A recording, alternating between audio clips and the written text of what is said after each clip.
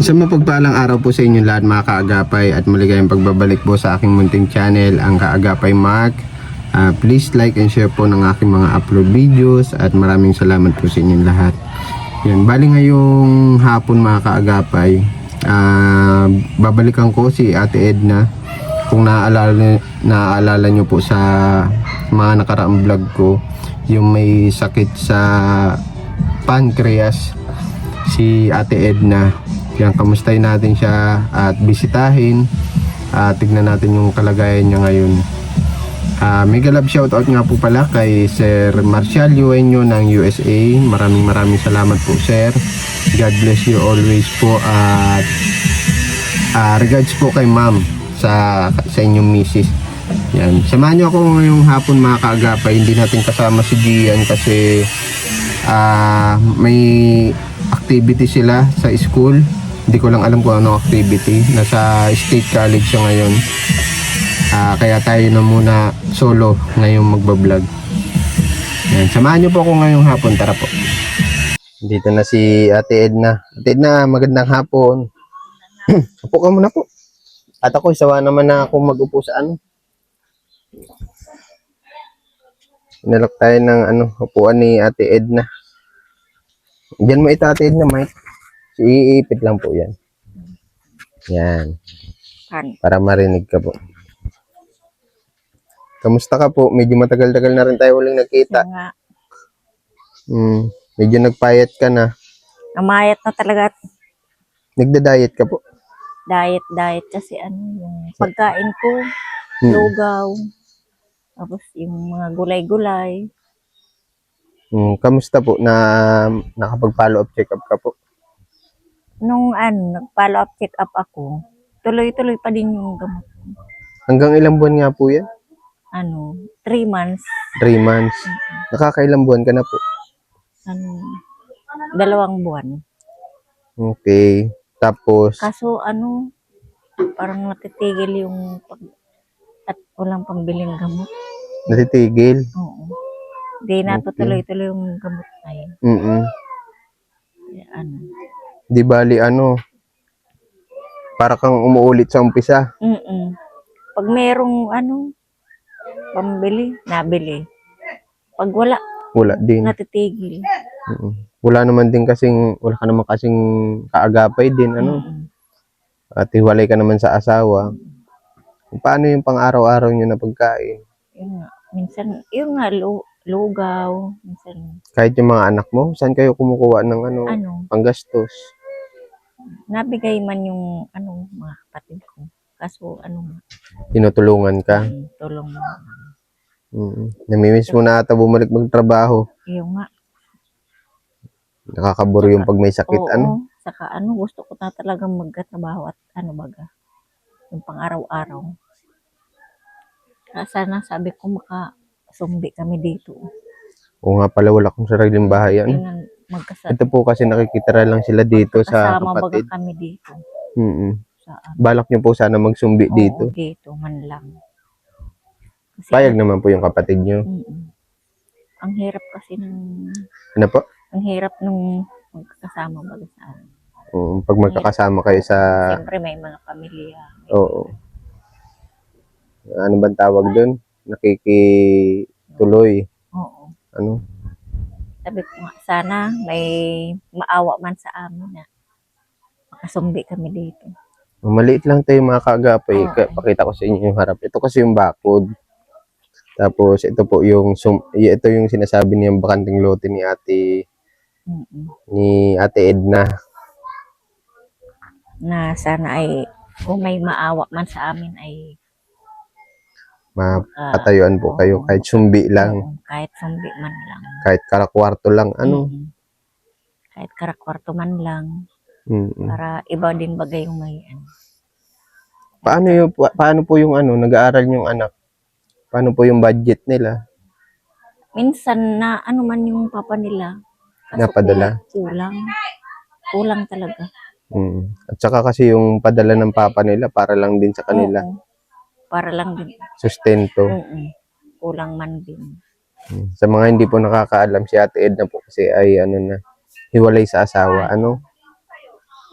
Hirap ng sitwasyon mo, hiwalay ka pa sa asawa, nag-aaral pa yung anak mo. Tapos, siyempre yung mga gastusin, Mm. nakakaya din naman kung Kaya man bagay itong parahagad ka sa mga tugang. magparahingi sa mga kapatid. Oo, kahit sa ano. Kaya, sabi ko nga, kung may sino man may mabuting kalooban, sa Na ano man lang kami. masuportahan ka habang nagagamot. Mm. Habang nagagamot. Kasi ang hirap ng ano talaga. Pero yung kamusta yung ano mo ngayon, pakiramdam mo? Maigi-igi man na. Maigi-igi man. Kaso lang nga, titigil yung pagbili ng gamot. Yun ang ano. Tanda ko 50 pesos yung isang gamot, ano? Magkano rin yun sa isang buwan? Times mo sa, sabihin na natin 30. Higit 1.5 din. Tama ba ako? Saan mo kukunin yun? Ikaw po ba, naglapit ka sa DSWD? Hindi pa. Hindi ka nakalapit doon? Kasi may kailangan po doon, reseta. Parang Saka, monthly ata yun. Saka daw yung certificate. Barangay certificate. Hindi nung galing sa sa ospital. Medical certificate. Oo, kailangan po yun. Kasi ako, naglakad din ako dyan sa sa DSWD nung nanganak yung asawa ko Talagang marami silang hinihingi. Medical certificate. Oo nga. Tapos, yun nga, ID mo pa, valid ID. Oo, valid ID. Tapos reseta. Tapos mahaba ang pila. Oo, saka yung yung para pamasahe, balik-balik. Imbes na mo na pagkain. Nagagastusan sa pamasahe. Kailangan pag pumunta ka dun, siguradong dala mo lahat yung kailangan. Siyempre, maano ka din ng pagkain, pamasahe. Yung puti-puti na ang buhok mo. Oo nga. Hirap magkasakit talaga, no? Hirap magkasakit, hirap maging mahirap. Oo. Ang hirap magkasakit. Lalo na pag walang panggastos. Saan mo kukunin yun? Oo. Kasi ikaw lang naman din inaasahan ng anak mo. Pero mabuti nga yun, nasusuportahan sila ng tatay. At least, yung obligasyon ng tatay di pa rin nawawala. Grade ano nga yung isa mo, yung bunso? Grade 9. Tapos yung grade 11. Grade 11. Pero ngayon po, hindi naman na nagkakaproblema sa inyong magkakapatid yung panunuluyan mo dito. Minsan, din, nagkakaroon. Kasi di naman baga maiwasan yun. Ano po? Di maiwasan. Ikaw ba, Ate Edna, may alam kang halimbawa hanap buhay, yung pwedeng inegosyo, may mga alam ka pong gano'n? Pwede man sana kung may puhunan nga lang baga. Ano pong balak nyo itinda Gusto kung ko sakali? sana magtinda-tinda dito. Itong basa bakod? Oo. Aanohan baga yan, tinda-tinda. Maganda to kasi matao dito sa inyo. Mga gulayin, bigas, uling, yung ganun. Gusto mo magkasarili? Oo. May sariling Kasi dito naman sa lugar na ito mga kaagapay, ano po kasi ito parang pabahay ito mga pabahay. Marami ditong Urban poor ang tawag dito. Urban poor. Kaya maganda rin yun yung naiisip na ganun magtinda-tinda. Sabi ko nga kung may puhunan lang ako. Man lang sana.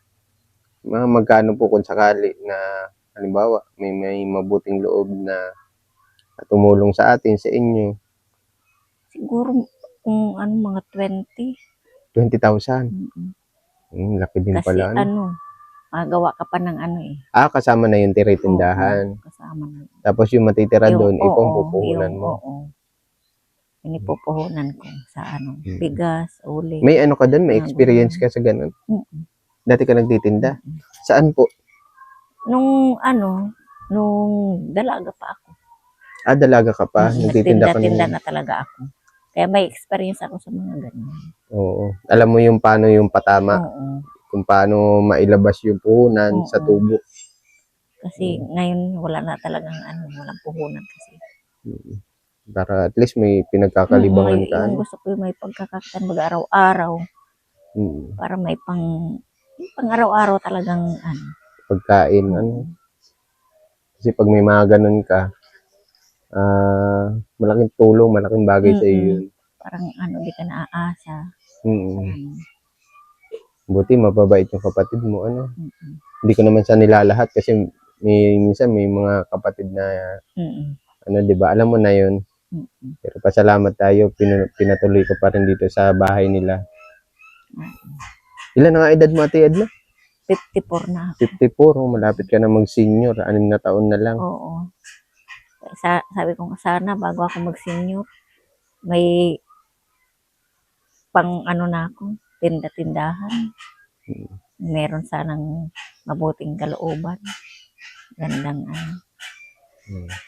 Malaking bagay talaga sa 'yun, lalo't may experience ka na. Mm-mm. Pero ngayon, kaya ako naparito sa iyo, may sadya ako sa iyo, ha? Bilangin mo na lang ito. Alam ko kailangan na kailangan mo ito. Yan, bilangin mo po, Ate Edna.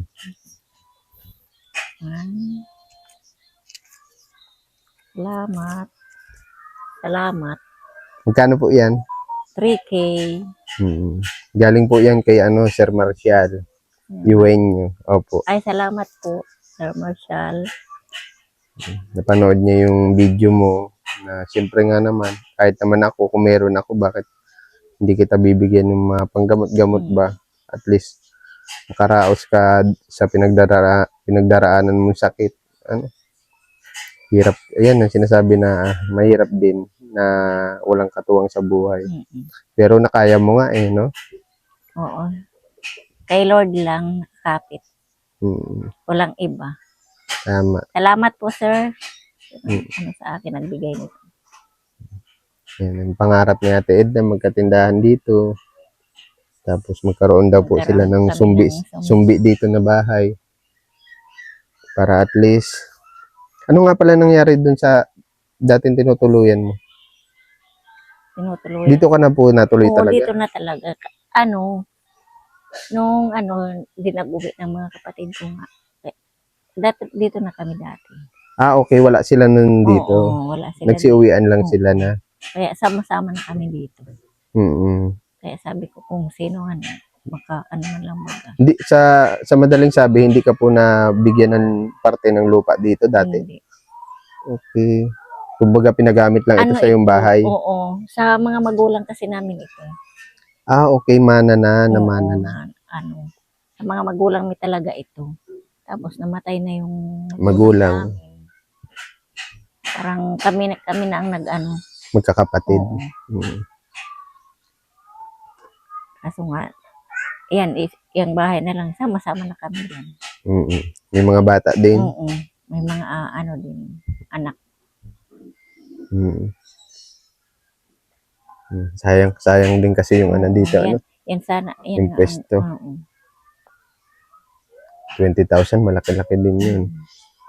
Pero at least, kung pala rin tayo, biyayaan tayo ni Lord, gamitin siyang tao. Sana nga, Lord.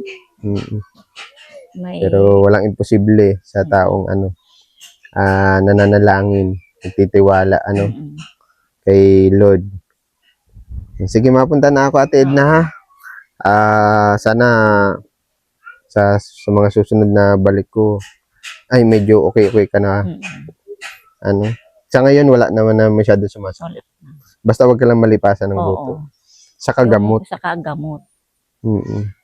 Yun ang pinaka-importante. Pero una-una, pray tayo, na makarecover agad. Kay Lord lang talaga tayo